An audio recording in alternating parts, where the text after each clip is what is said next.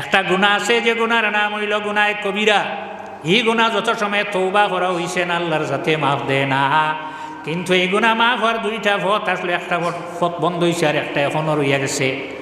এক পথ হইল যদি কোনো মানুষে আল্লাহর রাসূল সাল্লাল্লাহু আলাইহি ওয়াসাল্লামর পিছনে নমাজ পড়িলায় তাহলে তার গুনাহে কবিরা মাফ হয়ে যায়। আর জানাজা বইয়া নিতে সময় যে 40 কদম দেন যাই দিবা তার 40টা কবিরা গুনাহ মাফ হয়ে যায়।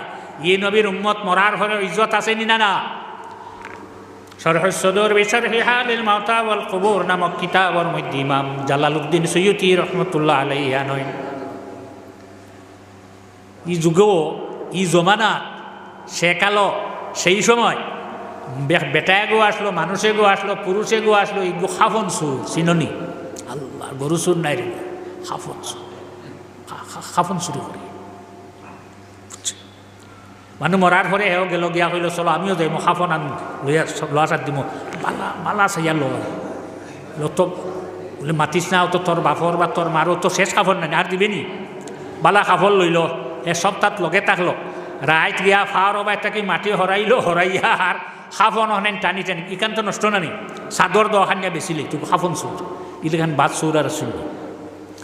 সেই যুগে একজন বেটি মানুষ, মহিলা মানুষ, বেটি মানুষ মারা গেছেন, মরার পরে হেও জনজাত শরিক, খাফন আনা তো শরিক, জনজাত শরিক আনে গিয়া কোন সময় রাত মানুষ গুমানির ভরে, এই সময় তো এখন আন্দাই রাখছেনি, ইনো লাইটে গুয়া হিনো লাইটে গু বাল আন্দাই এখন রয়েছে নি? নাই, আন্দাই এখন নাই। হ্যাঁ, আত মেলিলে আত দেখা যায় না, মানে হয়তো ওলা আন্দাই নাই, এখন আন্দাই এই সময় তো আন্দাই তো মাটি হরাইছে, হরাইয়া যখন খাফন টান দিছে তখন কবরতা কি একটা আওয়াজ আয়, মগফুর লাহার কাপড় মগফুর লাহুয়ে খেনে টানোরায়, লাহার লাহু মগফুর লাহা যে বেটির গুনারে আল্লাহর যাতে মাফ করি দিলাইছে, আর জান গুনারে আল্লাহর যাতে মাফ করি দিলাইছে, তুমি এই আমার খাফন এখানে ঠানোরায়। লগে লগে হাত উঠাইছে, উঠাইয়া কইছে মা গো কি ব্যাপারটা বুঝলাম না, বলে জানি রাখো আজকে যে তুমি টেনাইয়া আমার জানাজার নমাজে পড়িসলা, আল্লাহর যাতে আমার জীবনের সারা গুনাহ মাফ করি দিলাইলা। এর কারণে মানুষ মরার পরে আরো 12 হয়েছেন এক গুরু সব গণ এটা মানের শুনাইতে করি জোর হইল আরেকগু বানাও না, ভিতরে হামাও বেজোড়া বানাও নেন পারেনি। যদি কোনো মানুষ মরার পরে 3 সফ 3 খাতার 3 সারি 300 মানুষে যদি জানাজা পড়িলায়, আল্লাহর যাতে এই ব্যক্তির গুনারে মাফ করিয়া দিলায়। গতিকে বেজুড়া ঠিক আছে না? মাত্র মানুষ জমিছেন 6 জন 3 খাতার দেখাইতেন। একজন তো ইমাম তো গেছেন আগে নেন, পইলা করে সফ বা 3 জন, বাদর সফ 2 জন, আর বাদর সফ 1 জন, 300 বানাইও, হসফ হইতো 300। লাচ্চা বুধ হইলাম তোমার জনজা পড়ার কারণে আল্লাহর যাতে তোমার গুনারে মাফ করে দিলাম মগফুর লাহা। আপনি কইলে মগফুর লাহুই কেন বুঝলাম না? যত মানুষে আইজ আমার জানাজা পড়িসলা, আল্লাহর জাতর দয়া হইছে আর সারার গুনারে আল্লাহর যাতে মাফ করি দিলাইলা, বলে আমার বলে তোমারও। আর খাফন চুরি খসল নি, আর করছে না জনজাত গেলে।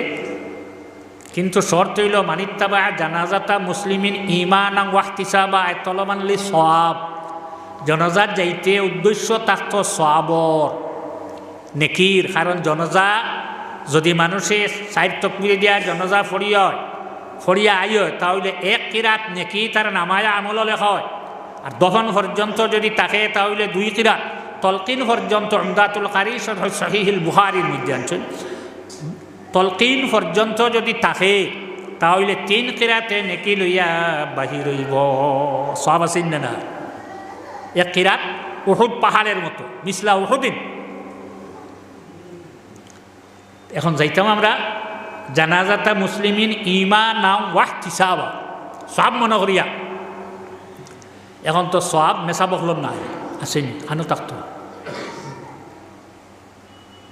আসেন, কিছু মিলে নেন না, মিলের যাই হনো হেনে আল্লাহ সারবন্যা ছাড়তো না সৎকার খাতিরে। তুমি তেন তো যাইতাই, তুমি তো পয়সাও নাই বলে বেআই বেদান দাওয়াত তো যাইতাম আসলো। বেআই না গেলে মানে কিতা কইবা, তোমারও সব নাই জানি রাখলো, না গেলে মানে কিতা কইবা ওখান নিয়ত তোমার। সবর উদ্দেশ্যে যাইতাম, কোন উদ্দেশ্যে? সাহাবার উদ্দেশ্যে যাইতাম। এখন জনজার লগে যে যাইমু, যাইতে সময় জনজার ডাইনে বাউয়ে আগে পরে আগে কইছি নমাজত সব দিকে আল্লাহ আছেন, কিন্তু নমাজও লাগার পরে শৃঙ্খলা লাগি সারা এক মুখামুখ করিলে ইলা সারা এক মুখা না। জানাজা লইয়া যাইতে হলা অশৃঙ্খলা নাই, শৃঙ্খলা আছে। জনাজার আগে হইয়া যাইতাম না, খর হইয়া যাইতাম। ইমাম আবু হানিফা রহমতুল্লাহ আলাইহির মযহব হইল জনাজার খর হইয়া যাওয়া সুন্নত। ইমাম শাফি রহমতুল্লাহ তাআলা আলাইহির মযহব হইল আগে হইয়া যাওয়া সুন্নত। জনাজার হইতো করে সব যাইতে এখানেও আগে হইয়া যাইতে।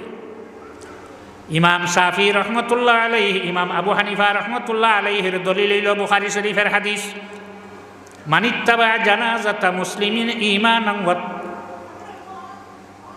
ওয়াহতিসাবা। ইত্তেবা করতে আগেও বাইয়া না খরেও বাইয়া, খরে টাকা লাগে। এই হাদিসটা দলিল দিয়েছেন জনজার খর হইয়া যাইতাম। তিরমিজি শরীফের হাদিস, হযরতে ইমাম শাফি রহমতুল্লাহ আলাইহির মযহব হইল عن ابن عمر رضي الله تعالى عنهما رأيت رسول الله صلى الله عليه وسلم وأبا بكر وعمر يمشون أمام الجنازة। তাই কইতে আমি দেখছি রাসূলুল্লাহ সাল্লাল্লাহু আলাইহি সাল্লাম, হযরত আবু বকর সিদ্দিক রাদিয়াল্লাহু আনহু, উমর রাদিয়াল্লাহু আনহু জনাজার আগে হইয়া গেছে। তাই আগে হইয়া যাবা সুন্নাত। আগে করে ডাইনে বাউয়ে যাও এখানকে হইছিল না।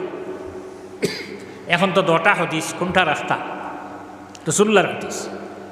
এখন যদি কৌলে আর ফেলে আপনারা হইয়া ইমাম সাহেবকে বাদে বুঝাইবা, কৌলে আর ফেলে যদি তারুজ বাজি যায় তাহলে কৌলে রসুল রাজে আল্লাহর নবী যেখান ফরমাইছেন ওখান মানব। তো জনজার খরইয়া যাইতাম আমরা, আগে হইয়া না। জনজার খরইয়া যাবা হইল সুন্নত। এই বেটিয়ে নমাজর রোজা কশফন্নরান আসাবিল খবর নামক কিতাবর মধ্যে আনুন এক বেটি মারা গেছে, আপন এক ভাই আসেন খবরও রাখতে সময় তান এক বন্ধু আসলে এনে লগে লইয়া মেয়ে লোককে খবরও রাখলা। যদি কোনো মহরিমাত তখন অন্য মানুষে খাফনোর উপরে ধরতে পারবো, বাধা আসেনি, টানিয়ে নিয়ে ফেলাইতেন রশি দিয়া। গুড়িয়া যখন বাড়িতে এসেছিল আবার পরে বেটির বন্ধু, এই বেটার বন্ধু যাইন, তাই হইলা ভাই আমার এগো ব্যাগ আসলো উপর পকেট, কিছু টেকা আসলো, পড়ে গেছে বনের খবর আপনার কিতাব শরীয়ত যাই যাচ্ছে, মাটি সরাইয়া তোমার মাল লইয়া গেছেন। বাইয়ার বন্ধু 2 জন গিয়া মাটি সরাইয়াও দেখা যায় ব্যাগ আছে, আর তো দিলা তোর তাকে দিয়া কইলা আপনি যাও গিয়া আমি আমার বনির মুখখান আরেকবার দেখিয়া। কি খবরের মাটি হরানির বাদে বনির মুখ খানো রয়েছে, বগলি খবর না তো খবর আছে, আর সবাই উপরে মাটি রাখি এখনো বগলি বানাই দিছে। তখন এই নাইছে না হওয়ার পরে যখন বাস সরাইয়া আল্লাহর বন্দায় চিৎকার দিয়া লগে লগে বাস দিয়া মুখ বন করিয়া মাটি দিয়া ভালাইয়া বাড়িতে ইলা। আবার ঘরে মারে হইলা, মা গো আমার বনের আমলটা কিতা আসলো আমার একবার কও। বাবারে আমার ফুড়ির আমল ইলা বালা আসলো, ইলা আর একটা বেটি ইলা বালা আমল আলা নাই বলে, মা গো আমার বনির বাদ কোনো আমল আসতো না, যদি তাকে হইলে বাবার এখানে বলে আমার বনিরে খবরও যখন আমি মাটি সরাইয়া বন্দর ব্যাগ উঠাইয়া দেওয়ার পরে যখন বাস সরাইলাম, সরানির পরে এমন একটা আগুন আমি দেখলাম, এই আগুনে আমার বনিরে কবর জ্বালার। ইতা আগুন আমি জীবনে কোনো দিন দেখছি না, মা গো আমার বনির বাদ আমল কিতা আসলো আপনি একবার তা আমারে বুঝাইয়া হ। তখন মায়ে কইলা আমার ফুটিটার বাদ আমল আসলো 2টা, বালা 100টা, বাদ হটা দুধ আপনার পুরা এক ব্যাগ, সেনাও তো ফুটা ফুটে গেছে, আবার জীবনে নেই এই বেশ আছে তো। মাত্র 2টা আমল বাদ, কোনটা? এক বাদ আমল হইল মানছে কোনটা গরম মাটিতে রাইত গিয়া খান পাতিয়া শুনত, খুব হুঁচরিও, খুব বাদ আমল হগর কিতা মাটিতরা তারা 10 জনে শুনি না, এগুলো আসলো বাদ আমল। আর আরেকটা বাদ আমল আসলো অক্ত নমাজ পড়িত না। ফাওয়াইলুল লিল মুসাল্লিন আল্লাযীনা হুম আন সালাতিহিম সাহুন। নমাজ পড়ে এই যে যারা অক্তর লগে কোনো সম্পর্ক নাই, তার ইচ্ছার উপরে নমাজ পড়া, খালি বেটিন নাই, বেটাইন দিয়েও যদি আমরা ইলা করি অক্ত না, ইচ্ছা করিয়া খালি গোসল করতে করতে আর আইতে জোর রক নাই, আর মাথা আশ্রিতে আসর নাই, হ্যাঁ বাদে পড়ো অক্ত নমাজ পড়তো না। তাই আসসালাতু বাবু মাওয়াকিতি সলাত ইমাম বুখারী রহমতুল্লাহ আলাইহি বুখারী শরীফ পাঠ বান্ধিছেন, বাব বান্ধিছেন। একজনে আল্লাহ নবীর কাছে সোয়াল করলা, আইয়ুল আমাল আফদালু, সবচেয়ে ভালো আমল কোনটা?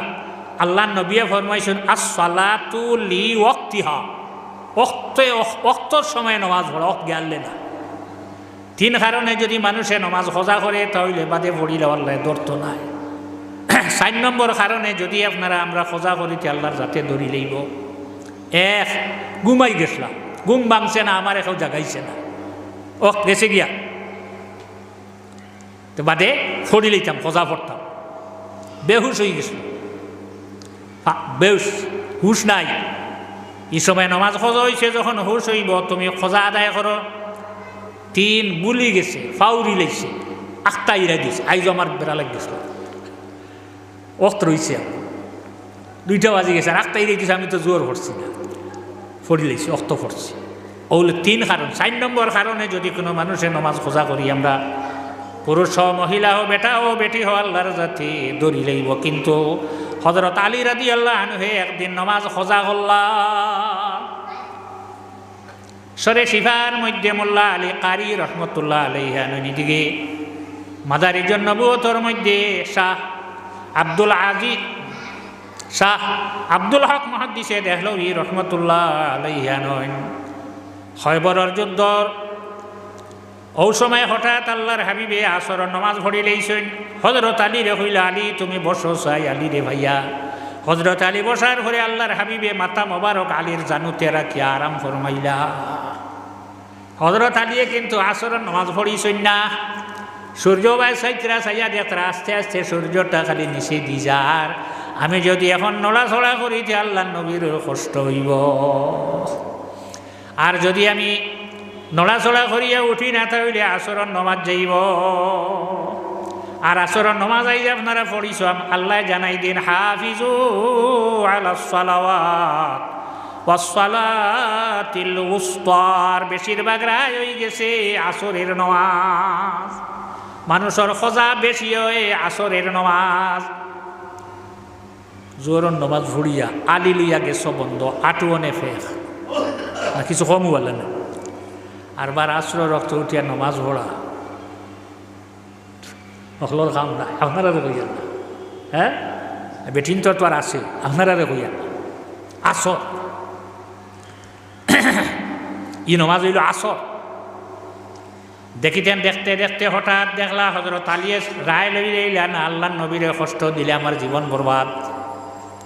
আমি যদি নড়িতে আল্লাহ নবীর কষ্ট হইব, ঘুম ভাঙ্গিব। চাইতে চাইতে কিতে হইছে, সূর্য অস্ত গেল, বেল ভরি গেল।